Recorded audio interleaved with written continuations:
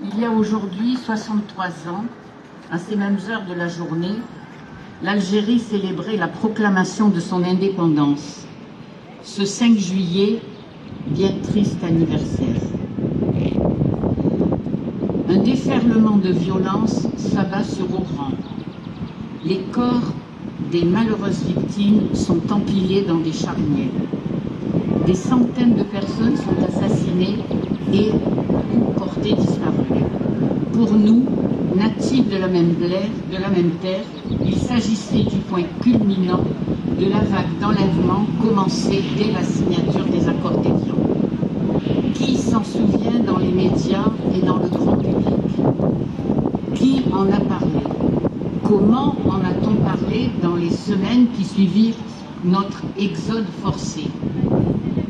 Nous ne pouvons oublier cet été 1962 et la sinistre propagande des médias qui nous cataloguaient et nous décrivaient, les uns comme des vacanciers, les autres comme de dangereux extrémistes à isoler et à stigmatiser.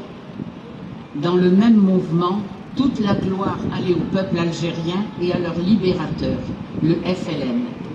Le mot qui qualifie sans doute le mieux la nature de la relation franco-algérienne depuis lors est celui du mensonge.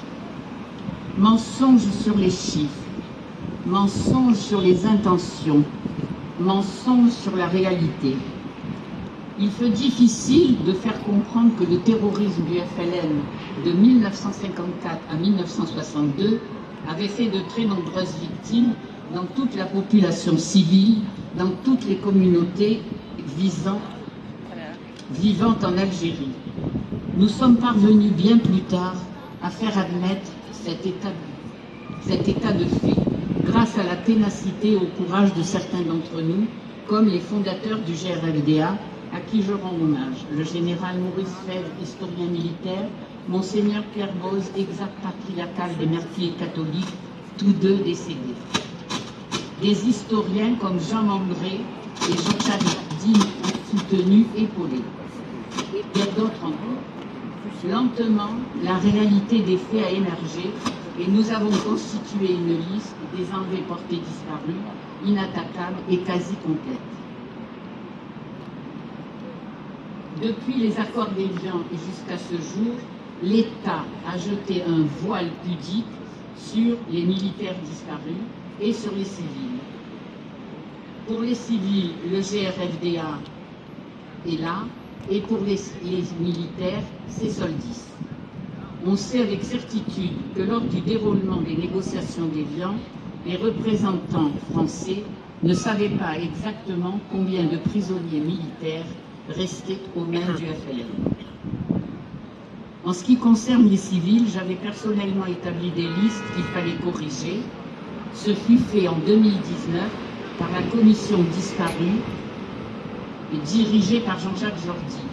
Une liste de 1700 personnes, celle qui défile actuellement sur ce mémorial, depuis 2012. De nombreux historiens vont rejoindre les fondateurs du GRFDA et c'est grâce à eux et aux présidents d'associations de rapatriés qui ont soutenu nos démarches. J'aurai une pensée particulière pour le regretté Jean-Pierre Serouin, président de la NAFA, qui nous a beaucoup aidés et a tracé la voie que poursuit maintenant Jean-Félix Vallat, à qui je veux dire un énorme merci. Malgré tous ces soutiens et toutes nos démarches, le droit des familles à connaître le sort de l'être cher n'est pas pleinement respecté.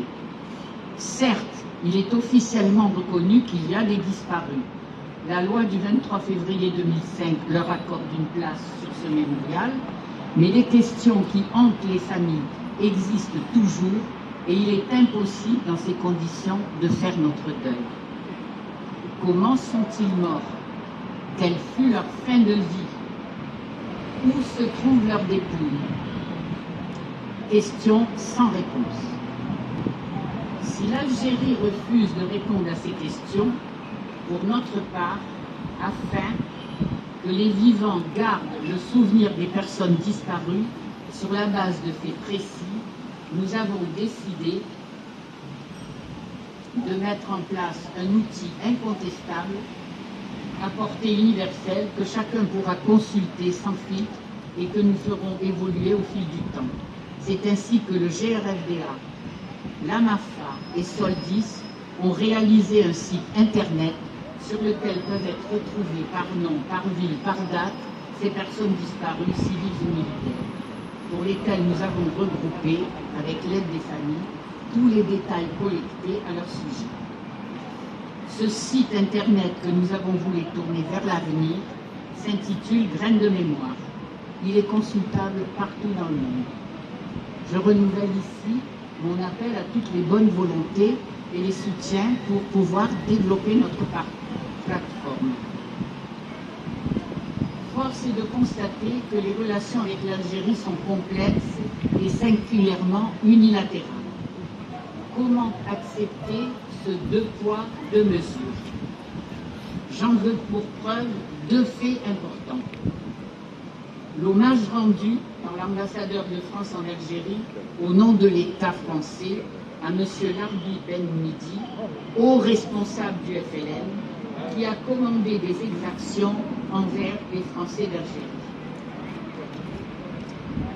Ou bien encore, la restitution des 24 crânes déposés dans un musée français censé être ceux des chefs de la résistance algérienne tués au cours de la conquête de l'Algérie, non suivie de celle des dépouilles de civils et militaires français qui pourtant avaient été réclamés. Aujourd'hui, Madame Miralles, Patricia Miralles, n'est pas avec nous parce qu'elle a d'autres occupations, je crois, à Brest. Donc, nous chargeons Monsieur Mène de lui dire toute notre tristesse, parce que nous aurions bien aimé que notre ministre soit avec nous. L'Algérie se grandirait, gagnerait en reconnaissance internationale en respectant les droits de l'homme et le droit de savoir des familles qui figurent explicitement dans le cadre de la Convention des disparitions forcées. Je vous remercie et je remercie Yves Saint-Saul d'être notre